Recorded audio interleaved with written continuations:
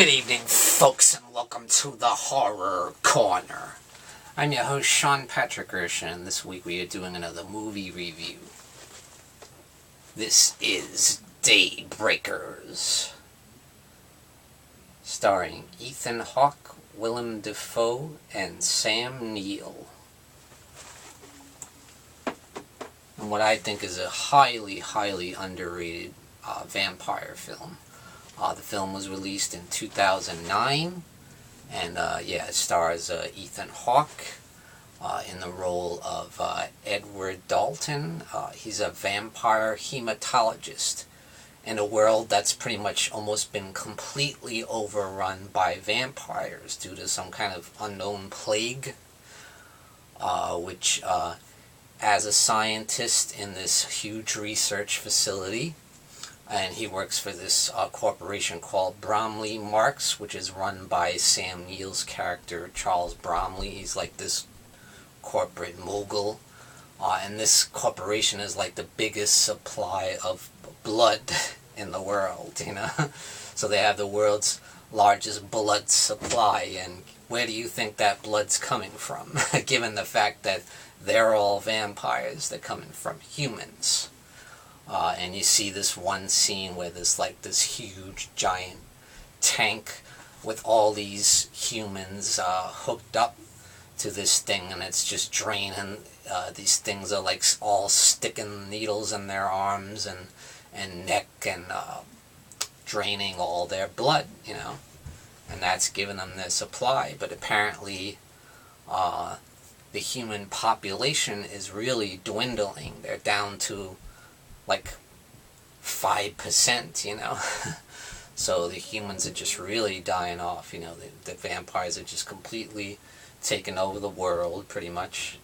And Edward is trying to come up with a blood substitute, which I thought was a really cool, interesting idea. We've never seen anything like that in a vampire movie. I thought it was very clever, you know. And I think this movie is very clever. It's a very interesting. And it's got some great action, it's got some great gore, it's scary, it's fun, it's, the cast is outstanding. I love Sam Neill in the role of Charles Bromley. He makes a great evil corporate vampire, you know. And Edward is like the good guy, you know, standing up for the humans. He doesn't want to see the extinction of the human race, so he ends up running into a group of humans that are like kind of the resistance against the vampires, you know.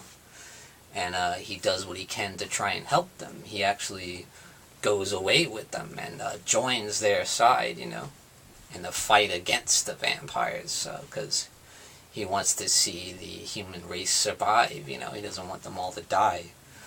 Another interesting thing about the film is that because there's so little blood supply left in the world, the vampires are starting to mutate into, like, you know, Batmen, basically, like huge Batmen, you know, full-grown bat people. And they're, like, savage, you know, and they're really killing a lot of people, and they're out there on the streets killing people, you know. It's getting crazy. So that's another crazy thing going on. And you see it all over the news. It's kind of funny when you see the news, even the news anchors are vampires, and you see their fangs and everything. One thing I like is that the film kind of sticks to the classic traits of the vampire, too. In one scene, you see Ethan Hawke's character driving his car, and then when you see the side mirror, you notice he casts no reflection in the mirror. So I like that. I like little things like that, how it sticks to, like, the classic roots of vampire history in the movies, you know. So I think this is a classic vampire film. I think it's one of my favorite vampire movies of all time, probably. I'd at least put it in the top 15. I think it's highly underrated. And you get Willem Dafoe is such a great character. He's one of the leaders of the resistance against the vampires. But apparently he was a vampire himself at one time. And something happened where he was exposed to the sunlight, but something happened that he was able to escape, and somehow he ended up getting cured of the vampirism. So he's no longer a vampire. So Ethan Hawke finds out about that, and because he's such a brilliant scientist, he works with Willem Dafoe's character, Lionel Elvis Gormack, and they try and come up with a way to cure Ethan Hawke's character of being a vampire, and he like goes inside this huge air duct, and he straps himself with all these machines and electricity and water with the sun like coming through the roof and everything. And it works. He ends up being cured. He walks out into the sunlight and becomes human once again. The sunlight ends up having no effect on him. So very interesting. The only problem with that is now he can't physically fight against the vampires, really. And the vampires, of course, find out about this resistance. They find out that, Ethan Hawke's character, Edward, kind of was a traitor. He went to the human side, and now they're after him. And they get their army together that they built. They look like soldiers, but they're vampires. It's kind of funny. And one of them is Edward's brother. And Edward's brother is the one that actually turned him into a vampire, interesting enough. So now they're at opposite ends of the spectrum, and it's like you see them clash. There's another story that goes on with Sam Neill and his daughter, His daughter finds out about what he's doing, that he's really evil, that he's really an evil corporate vampire, basically trying to wipe out the human race from existence, and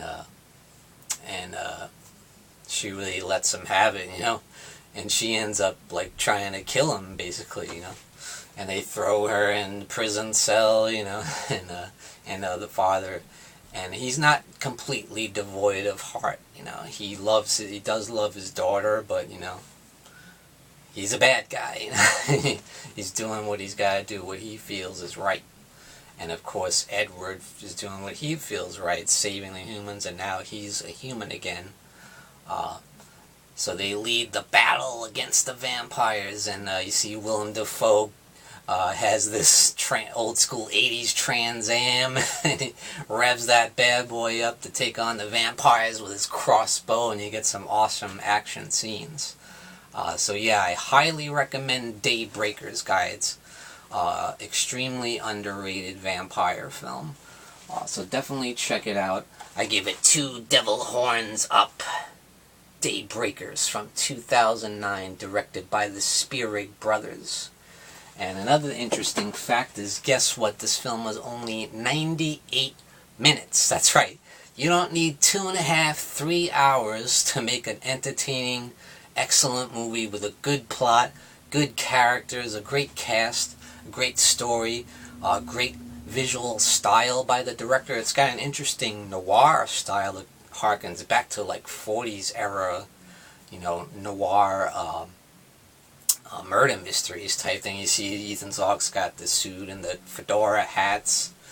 It's interesting, but at the same time the film takes place in a kind of a bleak future that's run by vampires. So yeah, I highly recommend Daybreakers, guys, and that's my review. So thank you for joining me, Sean Patrick Erschen, in the Horror Corner. Tune in and stay scared.